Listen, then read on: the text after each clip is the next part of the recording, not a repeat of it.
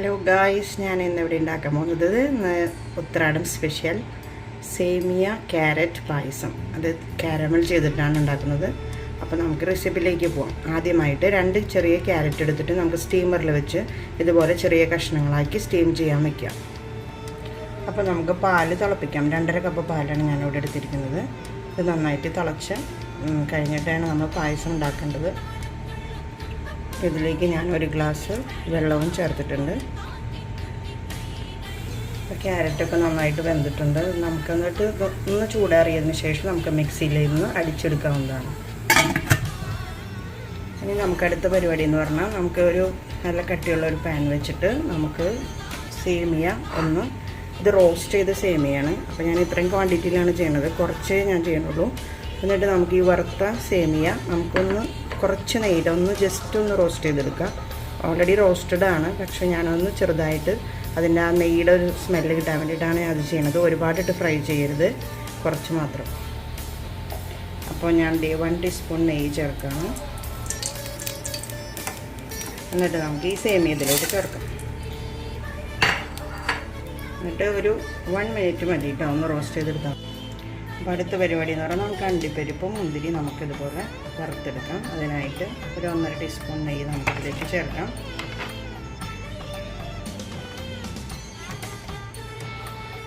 നെയ്യ് നന്നായിട്ട് ചൂടായി വരട്ടെ.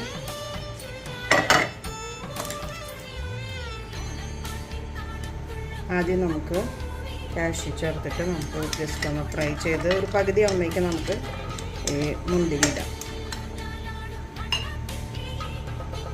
അപ്പോൾ ഈ സമയം കൊണ്ട് നമുക്ക് ഈ ക്യാരറ്റ് ഒന്ന് മിക്സിയിൽ അടിച്ചെടുത്തിട്ട് വരാം. പരിപാടി എന്ന് പറഞ്ഞു കഴിഞ്ഞാൽ പെട്ടെന്ന് ഉണ്ടാക്കാൻ പറ്റുന്ന ഒരു പായസം കേട്ടോ. അത് കാരാമൽ ചെയ്യണം. ഷുഗർ ഇതുപോലെ 1 കപ്പിലാണ് ഞാൻ ഷുഗർ എടുക്കുന്നത്.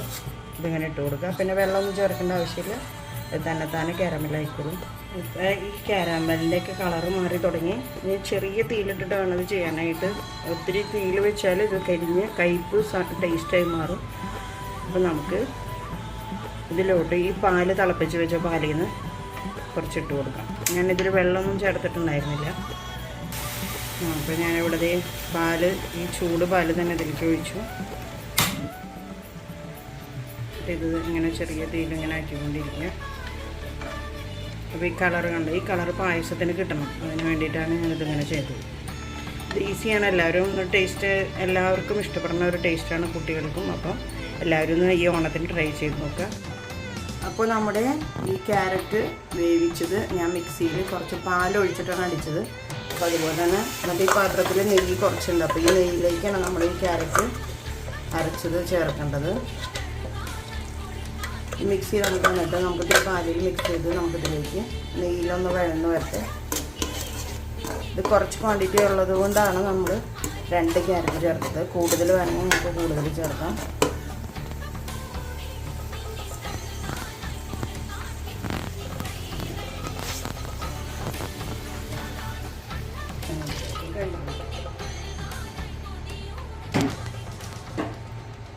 അടുത്തത് നമ്മൾ തിളപ്പിച്ച് വെച്ച പാല് ഇതിലേക്ക് ഞാൻ ചേർത്താണ്.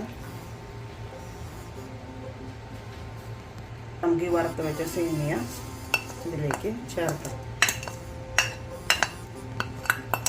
ഇനി കൈവിടാതെ നമ്മൾ ഇളക്കിക്കൊണ്ടിരിക്കുക.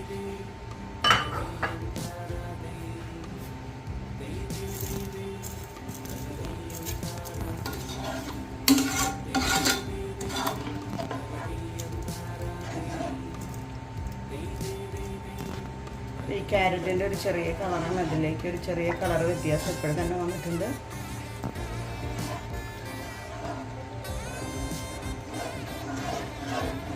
ഈ ഉണ്ടാക്കി വെച്ച കാരാമലും ഇതിലേക്ക് നാം ചേർക്കണം. ഈ സമയത്ത് ഒരു 1 ടീസ്പൂൺ നെയ്യ് ചേർക്കാം.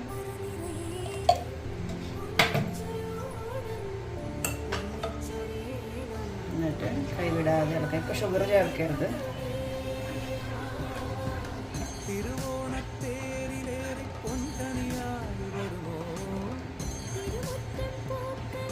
കുറച്ച് വയ്ക്കണം, അത്ര ടേസ്റ്റ് കൂടും. ഇതൊന്ന് തണ വന്നിട്ടുണ്ട്. ഞാൻ ചെറിയ തീരാക്കിയിട്ട് ഇപ്പം ഞാൻ ഷുഗർ ചേർക്കാണ്. 1 കപ്പ് നല്ല മധുരം വേണമെന്നുള്ളവർക്ക് പിന്നെയും ചേർക്കാം. ഞാനിത് 1.5 കപ്പ്, ഈ കപ്പിലായിട്ടാണ് ഞാൻ ചേർത്തത്. നമുക്ക് ഇഷ്ടമുണ്ടെങ്കിൽ കൂടുതൽ ചേർക്കാം. ഇളക്കി യോജിപ്പിക്കുക.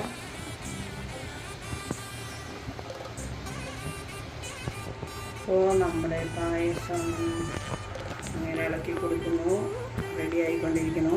അപ്പോൾ ഞാൻ ഏലക്കപ്പൊടി ചേർക്കുകയാണ് 1 ടീസ്പൂൺ.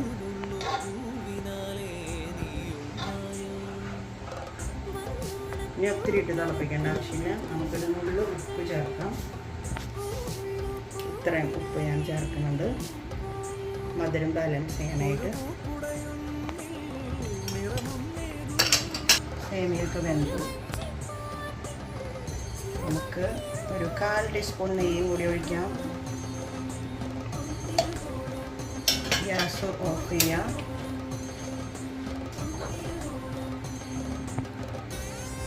ഇപ്പോൾ ഈ അണ്ടിപ്പരിപ്പ് മുന്തിരി ഇതിലോട്ട് ചേർക്കാം. അപ്പോൾ നമ്മുടെ പായസം ഇതിൽ കിടന്ന്, ഈ ചൂടിൽ കിടന്ന് നമ്മൾ ജസ്റ്റ് ഒന്ന് ഇളക്കുക. കാരണം നമ്മുടെ സേമിയ ആയതുകൊണ്ട് പെട്ടെന്ന് കുറുതായി പോകും. അപ്പോൾ അതുകൊണ്ട് പിന്നെ ഗ്യാസ് ഓഫ് ചെയ്തിട്ട് നമ്മുടെ ഗ്യാസിൻ്റെ അടുപ്പ് പതുക്കുന്നതിലേക്ക് മാറ്റാം, വേറെ അടുപ്പിലേക്ക് മാറ്റി ഇളക്കിക്കൊണ്ടിരിക്കാം കുറച്ച് നേരം. നല്ല കളറൊക്കെ ആയിട്ടുണ്ട്. ഇതിരുന്ന് ഇങ്ങനെ സെറ്റാവും. ഒരു 10-15 മിനിറ്റിനുള്ളിൽ ഇത് സെറ്റാവും. അങ്ങനെ അതിൻ്റെ കറക്റ്റ് കൺസിസ്റ്റൻസി വരും. അപ്പോൾ ഞാനിതൊരു സെർവിങ് പ്ലേറ്റിലേക്ക് മാറ്റാം. ഇപ്പോൾ ഞാനിതൊരു സെർവിങ് ഡിഷിലേക്ക് മാറ്റുന്നത് കണ്ടില്ലേ, കളർ കണ്ടില്ലേ, നല്ല പായസമാണ്. അപ്പോൾ എല്ലാവരും ഒന്ന് ട്രൈ ചെയ്ത് നോക്കാം. അപ്പോൾ ഇനിയും റെസിപ്പി തുടരുന്നതായിരിക്കും പായസത്തിൻ്റെ. Thank you for watching.